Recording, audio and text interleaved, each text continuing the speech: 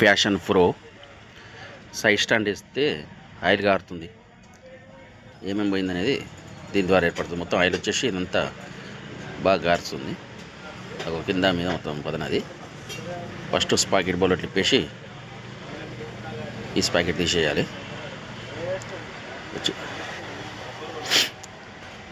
తర్వాత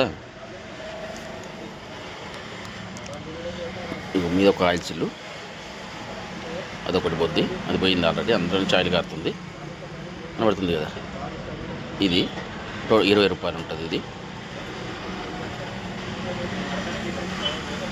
ఓకే.